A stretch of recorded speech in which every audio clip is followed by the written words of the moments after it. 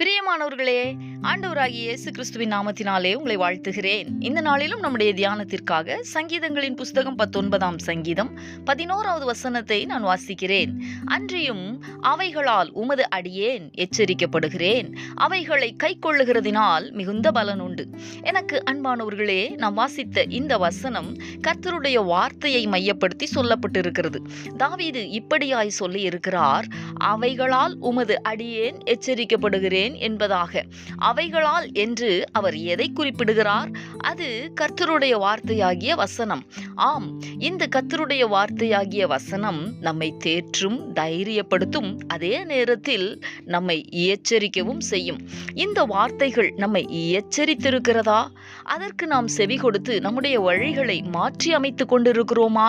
அல்லது நமக்கு நலமாய் தோன்றுகிறபடி நடந்து கொண்டிருக்கிறோமா? அப்படி நமக்கு நலமாய் தோன்றுகிற வழிகளை நாம் தெரிந்து கொண்டால் நம்முடைய வழிகளின் முடிவில் பிரச்சனைகளை சந்திக்க நேரிடும், சமாதானம் இருக்காது. இந்த தேவ வார்த்தைகளுக்கு முக்கியத்துவம் கொடுக்காத பலருடைய வாழ்க்கை ஆசீர்வாதமானதாக இல்லாமல் வருத்தத்துக்குரியதாகவே இருக்கிறது.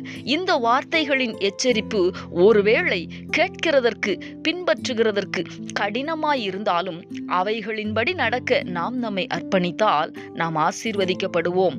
மட்டுமல்ல, நமது குடும்பத்திற்கு, சமுதாயத்திற்கு, சபைக்கு, ஏன் தேசத்திற்கே ஆசீர்வாதமான பாத்திரமாக தேவன் நம்மை மாற்றி வைப்பார். அவைகளை கைக்கொள்ளுகிறதினால் மிகுந்த பலன் உண்டு. அர்ப்பணித்து ஜெபிக்கலாமா? எங்களை நேசிக்கிற எங்கள் அன்பின் பரலோக தகப்பனே, ஆசீர்வாதமான இந்த நாளுக்காக உமக்கு நாங்கள் நன்றி செலுத்துகிறோம். இந்த நாளிலும் உம்முடைய வேத வார்த்தைகள் எங்களை எச்சரிக்கும் என்பதை நாங்கள் தியானித்தோமே.